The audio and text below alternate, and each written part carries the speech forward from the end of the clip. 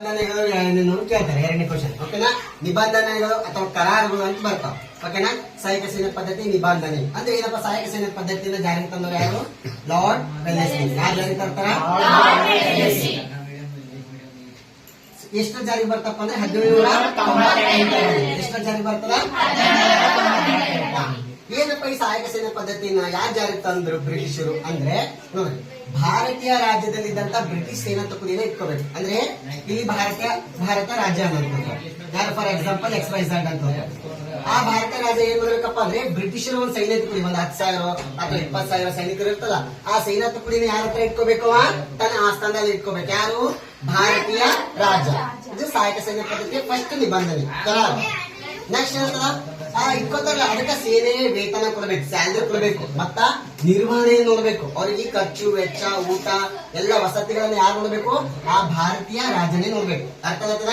ಬ್ರಿಟಿಷರ ಒಂದ್ ಸೈನ್ಯ ತುಕಡಿ ಇಟ್ಕೋಬೇಕು, ಅದರ ಜೊತೆಗೆ ವೇತನ ಖರ್ಚು ವೆಚ್ಚ ಎಲ್ಲಾನು ಯಾರು ನೋಡ್ಬೇಕು?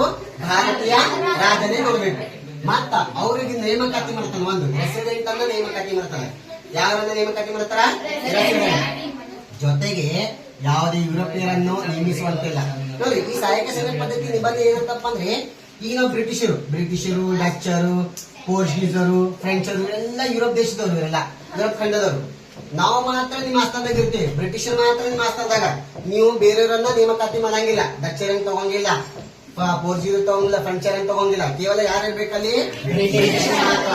ನೋಡಿ, ಯುದ್ಧ ಅಥವಾ ಸಂಧಾನಕ್ಕೆ ಗವರ್ನರ್ ಜನರಲ್ ಸಮ್ಮತಿ ಬೇಕಂತಾರೆ. ಈ ಭಾರತೀಯರು ಯಾರ ಮೇಲಾದ್ರೂ ಯುದ್ಧಕ್ಕೆ ಹೋಗ್ಬೇಕಪ್ಪ ಅಥವಾ ಒಪ್ಪಂದ ಮಾಡ್ಕಕ್ ಹೋಗ್ಬೇಕು, ಅದು ಯಾರ ಪರ್ಮಿಷನ್ ತಗೋಬೇಕು? ಬ್ರಿಟಿಷ್ ಗವರ್ನರ್ ಜನರಲ್ ಸಮ್ಮತಿ ಪಡೆಯಬೇಕು. ಯಾರ್ದು? British governor general. ಅವ್ರ ಏನಂತಾರ, ಇಷ್ಟೆಲ್ಲ ನೀವು ಒಪ್ಪಂದ್ರ ಅಂತ ತಗೋರಿ, ನಾವು ನಿಮಗೆ ಏನ್ ಸಹಾಯ ಮಾಡ್ತೀವಿ ಅಂದ್ರೆ ನಿಮ್ಮ ಒಂದು ದೇಶಕ್ಕೆ, ನಿಮ್ಮ ಒಂದು ರಾಜ್ಯಕ್ಕೆ ಆಂತರಿಕ ಮತ್ತು ಬಾಹ್ಯವಾಗಿ ಏನ್ ಮಾಡ್ತೀವಿ? ಭದ್ರತೆ ಕೊಡ್ತೀವಿ. ಅರ್ಥ ಆಗ್ತದ? ಇದಿಷ್ಟೇನು ಸಹಾಯಕ ಸೈನ್ಯ ಪದ್ಧತಿಯ ಅರ್ಥ ಆಯ್ತಾ? ಭಾರತೀಯ ರಾಜ್ಯದಲ್ಲಿ ಬ್ರಿಟಿಷ್ ಸೇನಾ ತುಕಡಿ ಇರಿಸಿಕೊಳ್ಳುವುದು, ಸೇನೆಯ ವೇತನ ನಿರ್ವಹಣೆ ಯಾವುದು? ಆ ರಾಜ್ಯದೇ. ರೆಸಿಡೆಂಟನ ನೇಮಕ, ಯಾವುದೇ ಯುರೋಪಿಯರನ್ನು ನೇಮಿಸುವಂತಿಲ್ಲ. ಯುದ್ಧ ಅಥವಾ ಸಂಧಾನಕ್ಕೆ ಗವರ್ನರ್ ಜನರಲ್ ಸಮ್ಮತಿ ಬೇಕು. ಕಂಪನಿಯಿಂದ ಆಂತರಿಕ ಹಾಗೂ ಬಾಹ್ಯ ರಕ್ಷಣೆ ಅಥವಾ ಭದ್ರತೆಯನ್ನ ಕೊಡ್ತಾರೆ. ಇದಿಷ್ಟು ಸಹಾಯಕ ಸೈನ್ಯ ಪದ್ಧತಿಯ ನಿಬಂಧನೆ. ಒಂದ್ ಮಾರ್ಕ್ಸಿಗೆ ಕೇಳ್ತಾರ, ಸಹಾಯಕ ಸೈನ್ಯ ಪದ್ಧತಿಯನ್ನು ಜಾರಿಗೆ ತಂದವರು ಯಾರಂದ್ರೆ ಎಷ್ಟು ಜಾರಿಗೆ ತಂದ್ರ? ಅರ್ಥ ಆಯ್ತಾ? ಓಕೆನಾ? ಏನಪ್ಪ ಬಕ್ಸರ್ ಕದನ, ಏನ್ ಯಾರ್ಯಾರ ಮಧ್ಯದಾಗ ಆಯ್ತು ಅಂತ ಕೇಳ್ತಾರೆ. ಸೊ ಬಕ್ಸರ್ ಕದನ ಆಗಿದ್ದು 1764 ಬಕ್ಸರ್ ಕದನ ಅಂತ. ಎಷ್ಟರಲ್ಲಿ ಆಗ್ತದ? ಎಷ್ಟರಲ್ಲಿ? ಇಲ್ಲಿ ತ್ರಿಕೂಟ ಇರ್ತಾರೆ. ತ್ರಿಕೂಟ ಅಂದ್ರೆ ಇಲ್ಲಿ ಮೂವರು ಇರ್ತಾರೆ. ಯಾರ್ಯಾರಪ್ಪ ಅಂದ್ರೆ ಮೀರ್ ಕಾಸಿಂ ಇರ್ತಾನ, ಸುಜ್ಜುದ್ದೌಲ್ ಇರ್ತಾನ ಮತ್ತು ಮೊಘಲ್ ಚಕ್ರವರ್ತಿ ಆದಂತ ಎರಡನೇ ಇವ್ರದ್ದು ತ್ರಿಕೂಟ. ಅಪೋಸಿಟ್ ಯಾರಪ್ಪ ಅಂದ್ರೆ ಬ್ರಿಟಿಷ್. ಯಾರಿರ್ತಾರ? ಸೊ ಈ ಮೂರು ಕೂಟ ಮಧ್ಯೆ ಮತ್ತು ಬ್ರಿಟಿಷರ ಮಧ್ಯೆ ಏನಾಗ್ತದ? 1764 ಬಕ್ಸರ್ ಎಂಬಲ್ಲಿ ಯುದ್ಧ ಆಗ್ತದೆ. ಎಲ್ಲಿ ಆಗ್ತದ? ಆ ಬಕ್ಸರ್ ಆದ್ಮೇಲೆ, ಆ ಯುದ್ಧ ಆದ್ಮೇಲೆ, ಆ ಯುದ್ಧದಾಗ ಯಾರು ಹೇಳ್ತಾರಪ್ಪ ಕೊನೆಯದಾಗ ಅಂದ್ರೆ ಇಲ್ಲಿ ನೀವು ಕಾರಣ ಕೇಳಲ್ಲ, ಡೈರೆಕ್ಟ್ ಆಗಿ ಏನ್ ಕೇಳ್ತಾರ? ಪರಿಣಾಮ ಕೇಳ್ತಾರ. ಈಗ ಯಾರು ಗೆದ್ರು ಯುದ್ಧ? ಬ್ರಿಟಿಷ್. ಸೊ ಏನ್ ಪರಿಣಾಮ ಆಯ್ತಪ್ಪ ಅದರಿಂದ? ಯುದ್ಧದಿಂದ ಏನಾಯ್ತಪ್ಪ ಅಂದ್ರೆ ಬಂಗಾಳದ ದಿವಾನಿ ಹಕ್ಕನ್ನು ಈಸ್ಟ್ ಇಂಡಿಯಾ ಕಂಪನಿಗೆ ನೀಡಲಾಗ್ತದೆ. ಏನಪ್ಪ ದಿವಾನಿ ಹಕ್ಕು ಅಂದ್ರೆ? ಕಂದಾಯ ವಸೂಲಿ ಮಾಡುವಂತ ಹಕ್ಕು. ಯಾವುದು? ಕಂದಾಯ ವಸೂಲಿ ಮಾಡುವಂತ ಹಕ್ಕು. ಇದನ್ನ ಯಾರಿಗೆ ಹೋಗ್ತದ? ಈಸ್ಟ್ ಇಂಡಿಯಾ ಕಂಪನಿ ಅಂದ್ರೆ ಬ್ರಿಟಿಷರಿಗೆ ಹೋಗ್ತದೆ. ನೆಕ್ಸ್ಟ್, ವಾರ್ಷಿಕ 26 ಲಕ್ಷ ರೂಪಾಯಿಗಳಿಗೆ ಶಾ ಆಲಂ II ಬಂಗಾಳದ ಹಕ್ಕನ್ನು ಬಿಟ್ಕೊಡ್ತಾನ. ನೋಡಿ, ಶಾ ಆಲಂ ಏನ್ ಮಾಡ್ತಾನಂದ್ರೆ ವರ್ಷಕ್ಕೆ ನಂಗೆ 26 ಲಕ್ಷ ರೂಪಾಯಿ ಕೊಡಿ ಅಂತ. ಯಾರಿಗೆ? ಬ್ರಿಟಿಷರಿಗೆ. ಈಗಂತೂ ದಿವಾನಿ ಹಕ್ಕು ನೀವು ತಗೊಂಡಿರಿ, ಪೂರ್ತಿ ಬಂಗಾಳನೇ ನೀವೇ ತಗೋರಿ. ಯಾರಂತಾನ? ಎರಡನೇ ಶಾ ಆಲಂ. ಸುಜ್ಜೋದಲ್ಲಿ ಬಂದಿರ್ತಾನ ಯುದ್ಧದಾಗ, ಆ ಯುದ್ಧದ ಸೋತಿರ್ತಾನ. ಬ್ರಿಟಿಷರ್ ಅಂತ ನೀ ಯಾಕೆ ಬಂದಪ್ಪ ಮಧ್ಯದಾಗ? ಈಗ ಬಂದಿದಿ, ನಮಗೇನ್ ಮಾಡು? 50 ಲಕ್ಷ ರೂಪಾಯಿ ಕೊಡು. ಎದಕ್ಕ? ಯುದ್ಧ ಪರಿಹಾರ. ಅರ್ಥ ಆಗ್ತದ? ಯುದ್ಧ ಪರಿಹಾರವಾಗಿ ಸುಜ್ಜೋದಲ್ಲಿ ಎಷ್ಟು ಕೊಟ್ಟ? 50 ಲಕ್ಷ ರೂಪಾಯಿ. ಈಗಂತೂ ಮೀರ್ ಕಾಸಿಂ ಹೋದ. ಆಕ್ಚುಲಿ ಮೀರ್ ಜಾಫರ್ ಏನಾಗಬೇಕಿತ್ತು? ನವಾಬ್ ಆಗಬೇಕಿತ್ತು ಬಂಗಾಳದು. ಅವ ಸತ್ತೋಗಿರ್ತಾನ ಆ ಟೈಮಲ್ಲಿ. ಅವನ ಮಗನಿಗೆ ಏನ್ ಮಾಡ್ತಾರ ಬ್ರಿಟಿಷರು? ವಿಶ್ರಾಂತಿ ವೇತನ ಕೊಡ್ತಾರೆ. ಯಾರ ಮಗನಿಗೆ? ಇದಿಷ್ಟು ಗೊತ್ತಾಯ್ತಾ? ಇದು ಬಕ್ಸರ್ ಕದನದ ಪರಿಣಾಮಗಳು. ಬಂಗಾಳದ ದಿವಾನಿ ಹಕ್ಕನ್ನು ಈಸ್ಟ್ ಇಂಡಿಯಾ ಕಂಪನಿಗೆ ನೀಡಲಾಯಿತು. ವಾರ್ಷಿಕ 26 ಲಕ್ಷ ರೂಪಾಯಿಗಳಿಗೆ ಶಾ ಆಲಂ II ಬಂಗಾಳದ ಹಕ್ಕನ್ನ ಬಿಟ್ಟುಕೊಟ್ಟ. ಸುಜುದಲ್ ಯುದ್ಧ ನಷ್ಟ ಪರಿಹಾರವಾಗಿ 50 ಲಕ್ಷ ರೂಪಾಯಿ ನೀಡಿದ. ಮತ್ತೆ ಮೀರ್ ಜಾಫರ್ನ ಮಗನಿಗೆ ಏನಾಯ್ತು? ವಿಶ್ರಾಂತಿ ವೇತನ ನೀಡಲಾಯಿತು. ಕ್ಲಿಯರ್? ಡನ್. ಮಣ್ಣಿನ ಸವೆತಕ್ಕೆ ಕಾರಣಗಳನ್ನು ಕೇಳ್ತಾರೆ. ಮಣ್ಣು ಯಾವ ತರ ಸವಿತ ಅಂದ್ರೆ ಗೊತ್ತಲ್ಲ, ಅಂದ್ರೆ ಯಾವ ತರ ಇದು ಕೆಟ್ಟ ಹೋಗ್ತದೆ ಮಣ್ಣು. ಸವಿತ ಗೊತ್ತಲ್ಲ ನಿಮ್ಗೆ?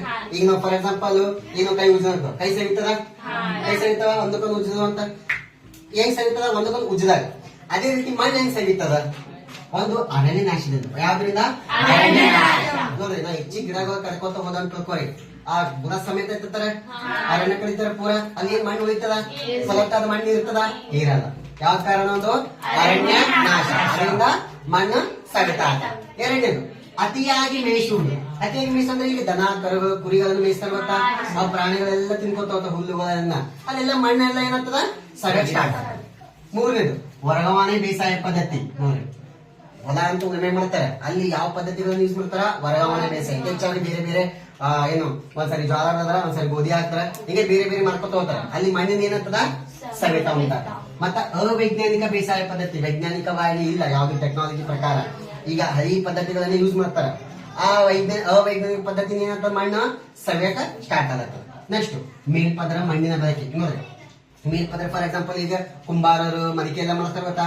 ಮಣ್ಣು ತೆಗಿತಾರ ಗೊತ್ತಾ? ಮೇಲೆ ಆ ಮಣ್ಣು ತೆಗೆದ್ರೆ ಏನೇಂತ ಕೆಳಗಿಂದು ಎಲ್ಲ ಸವತೋದ. ನೆಕ್ಸ್ಟ್ ಪ್ರವಾಹ ಬರ್ತದ, ಮಳಿ ಎಲ್ಲಾ ಕಾರಣ ಗಾಳಿ ಧೂಳಿ ಎಲ್ಲ ಬಂದಿರ್ತದ, ಮಣ್ಣೆಲ್ಲ ಪಚ್ಕೊಳ್ಳೋದ.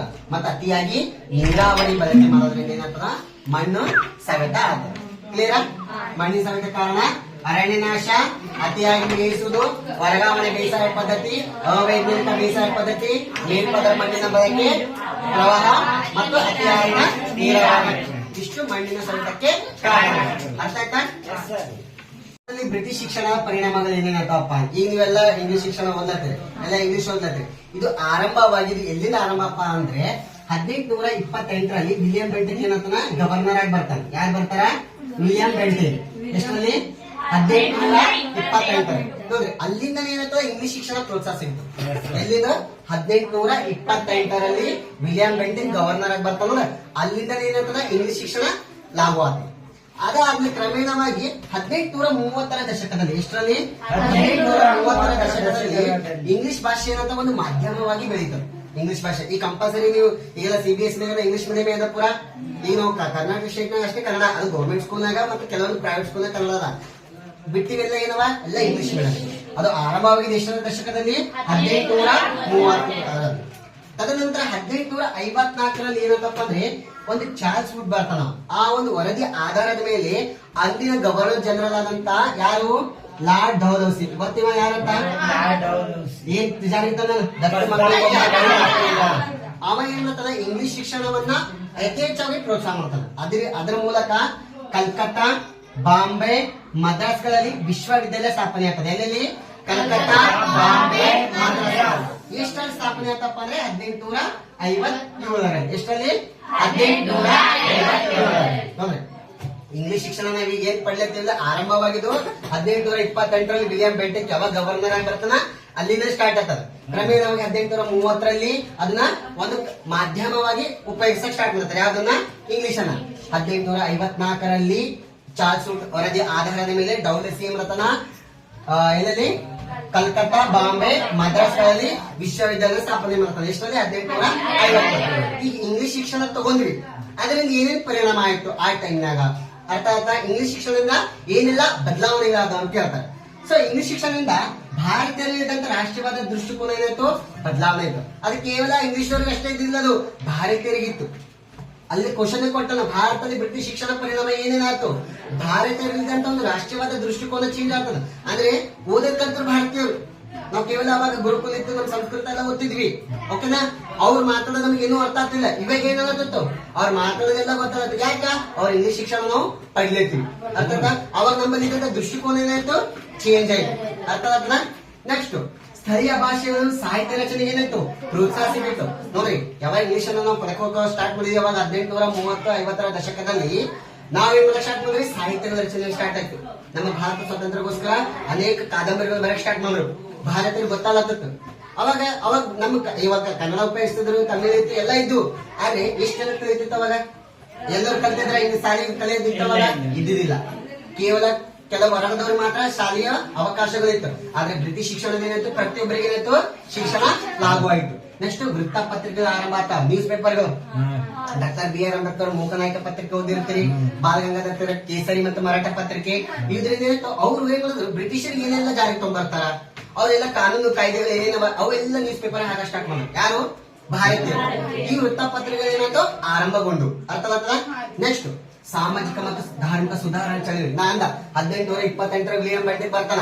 ಅವಾಗ ಸತಿ ಸಹಗಮನ ಪದ್ಧತಿ ಇತ್ತು. ಸತಿ ಸಹಗಮನ ಪದ್ಧತಿ ಅಂದ್ರೆ ಗಂಡ ಸತ್ತಾಗ ಹೆಂಡತಿನ ಚಿತೆಗೆ ಹಾಕೋದು.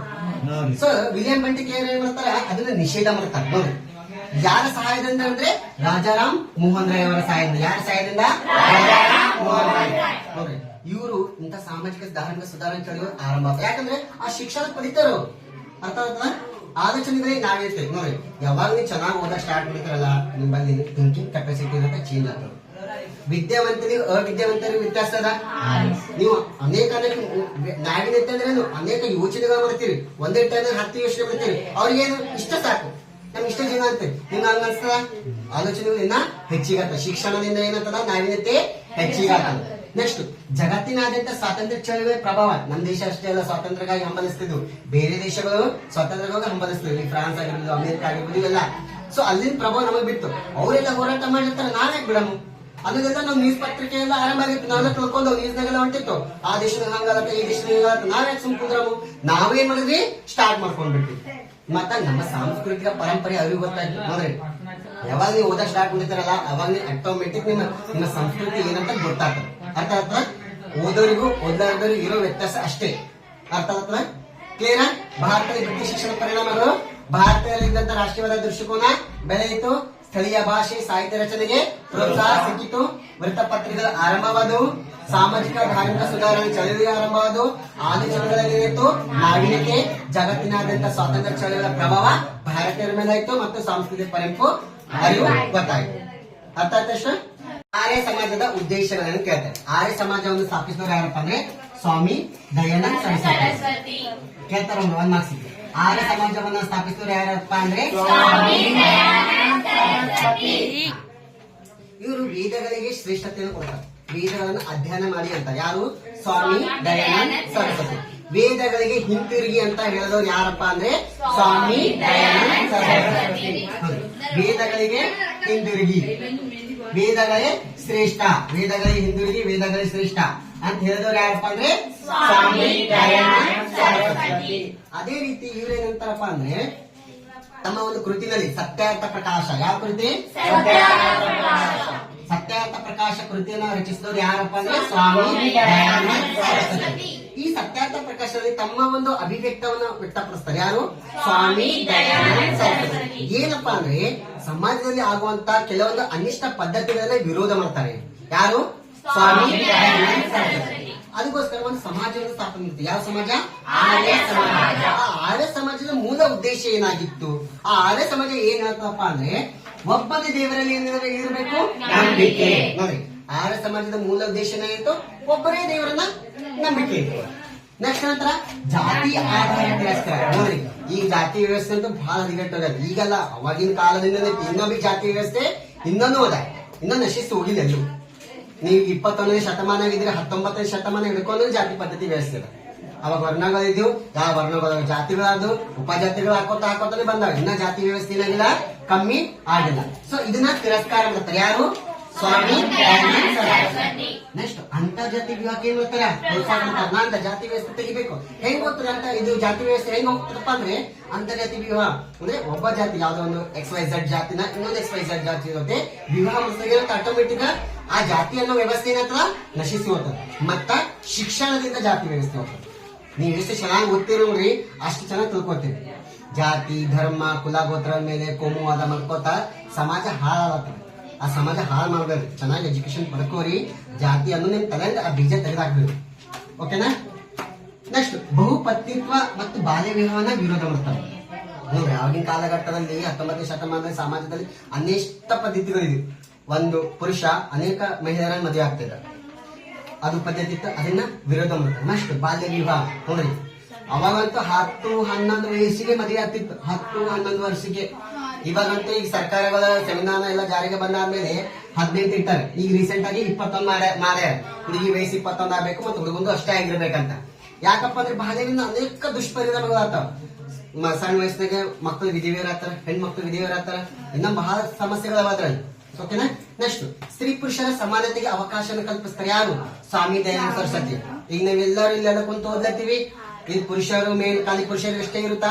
ಇಲ್ಲ, ಸ್ತ್ರೀ ಪುರುಷರು ಸಮಾನವಾಗಿ ಶಿಕ್ಷಣ ಸಿಗಬೇಕು, ಸಮಾನವಾಗಿ ಎಲ್ಲಾ ಅವಶ್ಯಕತೆಗಳು ಅವರಿಗೆ ದೊರಕಬೇಕಂತ ಹೇಳ್ತಾರೆ ಯಾರು? ಸ್ವಾಮಿ ದಯಾನಂದ ಸರಸ್ವತಿ. ನಾ ಹೇಳಿದ ಬಗ್ಗೆ ವೇದಗಳಿಗೆ ಏನಂದ್ರೆ ಅವರು ಶ್ರೇಷ್ಠ, ವೇದಗಳನ್ನ ಅಧ್ಯಯನ ಮಾಡ್ರಿ, ವೇದಗಳಿಗೆ ಹಿಂದಿರುಗಿ ಅಂತಾರೆ ಯಾರು? ಸ್ವಾಮಿ ದಯಾನಂದ ಸರಸ್ವತಿ. ಅದೇ ರೀತಿ ಒಂದು ಚಳುವಳಿನ ಆರಂಭಿಸ್ತಾರೆ. ಯಾವ್ದು ಚಳುವಳಿ? ಶುದ್ಧಿ ಚಳುವಳಿ. ಯಾವುದು? ಹಿಂದೂ ಧರ್ಮದಿಂದ ಮತ್ತೊಂದು ಧರ್ಮಕ್ಕೆ ಮತಾಂತರಗೊಂಡವರನ್ನ ಮತ್ತೆ ಹಿಂದೂ ಧರ್ಮಕ್ಕೆ ಕರೆತರು. ಅಂದ್ರೆ ಈ ಹಿಂದೂ ಧರ್ಮದಲ್ಲಿ ಇದ್ದಾರೆ ಅಂತ ತಿಳ್ಕೊಳ್ಳಿ, ಅವ್ರು ಬೇರೆ ಧರ್ಮಕ್ಕೆ ಮತಾಂತರಗೊಂಡಿರ್ತಾರೆ, ಅದು ಕ್ರಿಸ್ತಾನ್ ಆಗಿರ್ಬೋದು ಅಥವಾ ಮುಸ್ಲಿಂ ಆಗಿರ್ಬೋದು. ಆ ಧರ್ಮಕ್ಕೆ ಹೋದವರನ್ನ ಮತ್ತೆ ಹಿಂದೂ ಧರ್ಮಕ್ಕೆ ತಗೊಂಬಂದ್ರೆ ಅವ್ರನ್ನ ಶುದ್ಧಿ ಮಾಡೋದು, ಅದೇ ಕರೀತಾರ ಶುದ್ಧಿ ಚಳವಳಿ. ಇದೆಲ್ಲ 1 ಮಾರ್ಕ್ಸ್ ಕ್ವಶನ್ ಕೇಳ್ತಾರೆ, ಇದು 3 ಮಾರ್ಕ್ಸ್ ಕ್ವಶನ್. ಆರ್ಯ ಸಮಾಜ ಉದ್ದೇಶಗಳಂದ್ರೆ ಇಷ್ಟು ಬರೀಬೇಕು. ಒಬ್ಬನೇ ದೇವರಲ್ಲಿ ನಂಬಿಕೆ ಇಡಬೇಕು, ಜಾತಿಯ ಆಧಾರ ತಿರಸ್ಕಾರ, ಅಂತರ್ಜಾತಿ ವಿವಾಹಕ್ಕೆ ಪ್ರೋತ್ಸಾಹ, ಬಹುಪತ್ನಿತ್ವ ಮತ್ತು ಬಾಲ್ಯ ವಿವಾಹ ವಿರೋಧ ಮಾಡ್ತಾರೆ, ಸ್ತ್ರೀ ಪುರುಷರಿಗೆ ಸಮಾನತೆ ಕಲ್ಪಿಸ್ತಾರೆ ಮತ್ತು ವೇದಗಳೇ ಶ್ರೇಷ್ಠ ಅಂತಾರೆ. ಸೊ ಇವರು ಸ್ಥಾಪಿಸಿದ ಸಮಾಜ ಯಾವುದು? ಆರ್ಯ ಸಮಾಜ. ವೇದಗಳಿಗೆ ಹಿಂತಿರುಗಿ ಅಂತಾರೆ. ಇವ್ರು ಬರೆದ ಕೃತಿ ಸತ್ಯಾರ್ಥ ಪ್ರಕಾಶ. ಮತ್ತೆ ಇವರು ಆರಂಭಿಸಿದ ಚಳುವಳಿ ಯಾವುದು? ಶುದ್ಧಿ ಚಳವಳಿ. ಅರ್ಥ ಆಯ್ತು ಇಷ್ಟ? ಬ್ಯಾಂಕಿನ ಕಾರ್ಯಗಳು. ಬ್ಯಾಂಕ್ ಏನೆಲ್ಲ ಕೆಲಸ ಮಾಡೋದು? ಬ್ಯಾಂಕ್ ಅಂದ್ರೆ ಗೊತ್ತಿಲ್ಲ? ಬ್ಯಾಂಕಿಂಗ್ ನಿಮ್ಮೆಲ್ಲ ಅಕೌಂಟ್ ಅವೆಲ್ಲ ಆಲ್ಮೋಸ್ಟ್ ಗೊತ್ತಿರ್ತದ. ಠೇವಣಿ ಅಂಗೀಕಾರ. ಠೇವಣಿ ಅಂದ್ರೆ ಡಿಪಾಸಿಟ್. ಡಿಪಾಸಿಟ್ ಮಾಡ್ತದ, ಸಾಲ ಬರ್ತದ ನಮಗ, ಸಾಲ ಮೇಲೆ ಬಡ್ಡಿನೂ ತಗೋತದ, ಹಣ ವರ್ಗಾವಣೆ ಮಾಡಬಹುದು, ಟ್ರಾನ್ಸ್ಫರ್ ಮಾಡಬಹುದು, ಮನಿ ಟ್ರಾನ್ಸ್ಫರ್ ಮಾಡಬಹುದು, ಜೊತೆಗೆ ಚೆಕ್ ಅಥವಾ ಹುಂಡಿ ಮೇಲೆ ಇರುತ್ತೆ ಹಣ ವಸೂಲಿ ಮಾಡ್ತದ, ಬಡ್ಡಿ ತಗೋತದ ಚೆಕ್ಗಳ ಮೇಲೆ. ನೆಕ್ಸ್ಟ್ ಹುಂಡಿ ಸೋಡಿ ಮಾಡ್ತದ. ನೆಕ್ಸ್ಟ್ ಭದ್ರತಾ ಕಪಾಟ. ನಮ್ಮಲ್ಲಿ ಇದ್ದಂತ ಕೆಲವೊಂದು ಅತ್ಯಮೂಲ್ಯ ವಸ್ತುಗಳನ್ನ ಅವ್ರ ಮೇಲೆ ಇಟ್ಕೋಬಹುದು, ನಮ್ಗೆ ಲಾಕರ್ ಕೊಡ್ತಾರೆ. ಓಕೆನಾ. ಭದ್ರತಾ ಕಪಾಟ. ವಿದೇಶಿ ವಿನಿಮಯ ಮಾಡ್ತದ, ಜೊತೆಗೆ ಬೆಲೆ ಬಾಳುವ ವಸ್ತುಗಳನ್ನ ಭದ್ರತೆ ಮಾಡ್ತದೆ. ಭದ್ರತಾ ಕಪಾಟನು ಮತ್ತೆ ಬೆಲೆ ಬಾಳುವ ವಸ್ತುಗಳನ್ನ, ಈಗ ಫಾರ್ ಎಕ್ಸಾಂಪಲ್ ಡಾಕ್ಯುಮೆಂಟ್ಸ್ ಇರ್ತಾವ, ಮನಿ ಹೊಲ ಪೇಪರ್ ಅವು ಎಲ್ಲ ಇರ್ತಾವ, ವೈದು ಬ್ಯಾಂಕ್ ಇರ್ಬೋದು, ಸೇಫ್ಟಿ ಲಾಕರ್ ಕೊಡ್ತಾರೆ. ನೆಕ್ಸ್ಟ್ ಸಾಲ ಪತ್ರ ಮತ್ತು ಜವಾಬ್ದಾರಿ ಪತ್ರಗಳನ್ನು ತಗೋತಾರೆ. ಯಾವುದು? ಬ್ಯಾಂಕ್ ಕೆಲಸ ಮಾಡ್ತದೆ. ನೆಕ್ಸ್ಟ್ ಸರ್ಕಾರದ ಹಣಕಾಸು ನಿರ್ವಹಣೆ ಮಾಡ್ತದೆ. ಇಷ್ಟೆಲ್ಲ ಕೆಲಸ ಯಾವುದು? ಬ್ಯಾಂಕ್. ನೀವು ಓನಾಗೂ ಬರಿಬಹುದು. ಬ್ಯಾಂಕ್ ಸಾಲ ಕೊಡ್ತದೆ, ಬ್ಯಾಂಕ್ ನಲ್ಲಿ ರೊಕ್ಕ ಇಡಬಹುದು, ಅವ್ರ ಬಡ್ಡಿ ತಗೋತಾರ. ನೀವು ಓನಾಗ ಏನ್ ಬರ್ತಾವ ಪಾಯಿಂಟ್ಸ್ ಬರಿಬಹುದು. ನಮ್ದು ಸೇವಿಂಗ್ಸ್ ಅಕೌಂಟ್ ಅದ ಬ್ಯಾಂಕ್ನಾಗ, ನಮ್ಮ ಪಪ್ಪರ್ ಹೋಮ್ ಲೋನ್ ತಗೊಂಡಾರ, ನಿಮ್ಗೆ ಏನ್ ಬರ್ತಾವ ಬ್ಯಾಂಕ್ ಬಗ್ಗೆ ಅವೆಲ್ಲ ಕೆಲಸಗಳು ಬರಿ. ಓಕೆನಾ. ನಾವು ಬ್ಯಾಂಕ್ನಾಗ ಹೋಗಿ ಹಣ ಹಾಕ್ತಿವಿ, ಬೇರೆಯವ್ರಿಗೆ ಕಳಿಸ್ತೀವಿ. ನೀವು ಓನಾಗಿ ಬರಿಬಹುದು. ಬ್ಯಾಂಕ್ ಅಂತ ಬಂತ ಅಂತ ತಿಳ್ಕೊಳ್ಳಿ, ಆರಾಮ್ಸೆ ಬರಿ. ನೀವೇ ಬರಿಬೇಕಂತಂದ್ರೆ ನಿಮ್ಗೆ ಓನಾಗಿ ಏನ್ ಅರ್ಥ ಆಗಿರ್ತಾವ ಬ್ಯಾಂಕ್ ಬಗ್ಗೆ, ಏನೇನ್ ಮಾಡ್ತೀರಿ ಬ್ಯಾಂಕ್ನಾಗ ಕೆಲಸಗಳು ಏನೇನ್ ಅರ್ಥ ಇರ್ತಾವಲ್ಲ ಅದನ್ನ ಬರ್ತವೆ, ನಿಮ್ಗೆ ಮಾರ್ಕ್ಸ್ ಬರ್ತಾವ. ಓಕೆನಾ. ಕ್ಲಿಯರಾ? ಠೇವಣಿ ಅಂಗೀಕಾರ, ಸಾಲ ಒದಗಿಸ್ತದ, ಹಣ ವರ್ಗಾವಣೆ, ಚೆಕ್ ಮತ್ತು ಹುಂಡಿಗಳ ಮೇಲೆ ಹಣ ವಸೂಲಾತಿ ಮಾಡ್ತದ, ಹುಂಡಿ ಸೋಡಿ, ಭದ್ರತಾ ಕಪಾಟ್ ಕೊಡ್ತದ, ವಿದೇಶಿ ವಿನಿಮಯ, ಬೆಲೆ ಬಾಳುವಂತ ವಸ್ತುಗಳ ಭದ್ರತೆ ಕೊಡ್ತದ. ನೆಕ್ಸ್ಟ್ ಸಾಲ ಪತ್ರ ಮತ್ತು ಜವಾಬ್ದಾರಿ ಪತ್ರಗಳನ್ನ ತನ್ನತ್ರ ಇಟ್ಕೋತದ, ಜೊತೆಗೆ ಸರ್ಕಾರದ ಹಣಕಾಸು ನಿರ್ವಹಣೆ ಕೂಡ ಮಾಡ್ತದೆ. ಯಾವುದು? ಬ್ಯಾಂಕ್. ಕ್ಲಿಯರ್?